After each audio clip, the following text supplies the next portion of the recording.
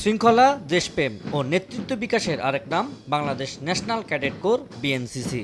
জাতীয় দুর্যোগ ও জরুরি অবস্থায় কৃতিত্বের সাথে দেশের মানুষের আস্থা অর্জন করে যাচ্ছে দ্বিতীয় সারির এই প্রতিরক্ষা বাহিনী। রোববার দুপুরে আশুলিয়ার বাইপাইলে বিএনসিসির ট্রেনিং একাডেমিতে ছিল বার্ষিক কেন্দ্রীয় ক্যাম্পিংয়ের সমাপনী কুচকাওয়াজ। এতে প্রধান অতিথি ছিলেন বিমান বাহিনী প্রধান air chief marshal Hasan Mahmud Khan. এছাড়া বিএনসিসির মহাপরিচালক আবু সঈদ আল মসুদ সহ সশস্ত্র বাহিনীর ঊর্ধ্বতন কর্মকর্তাবৃন্দ। দৃষ্টিনন্দন প্যারেডের মধ্য দিয়ে আয়োজিত হয় সমাপনী কুচকাওয়াজ। ঢোল ও বাদ্যযন্ত্র বাজিয়ে রাঙিয়ে তোলা হয় অনুষ্ঠান স্থল। এ সময় বিমান বাহিনী প্রধান প্যারেড গ্রাউন্ড ঘুরে দেখেন।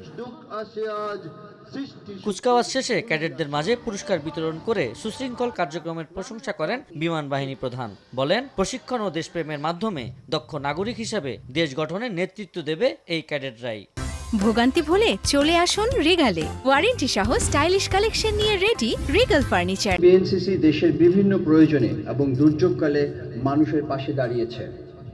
জাতীয় জীবনের নানা গুরুত্বপূর্ণ মুহূর্তে বিএনসিসি ক্যাডেটদের স্বতঃস্ফূর্ত অংশগ্রহণ আজ দেশবাসীর আস্থা অর্জন করেছে। এ সময় সশস্ত্র বাহিনী দেশ ও জাতির কল্যাণে, দেশের সার্বভৌমত্ব রক্ষায় এবং যে কোনো সংকটে জনগণের পাশে থেকে নিষ্ঠা ও পেশাদারিত্বের সঙ্গে কাজ করে যাচ্ছে বলেও মন্তব্য করেন হাসান মাহমুদ খান। বাংলাদেশ সশস্ত্র বাহিনী সবসময় দেশ ও জাতির সেবায় নিয়োজিত।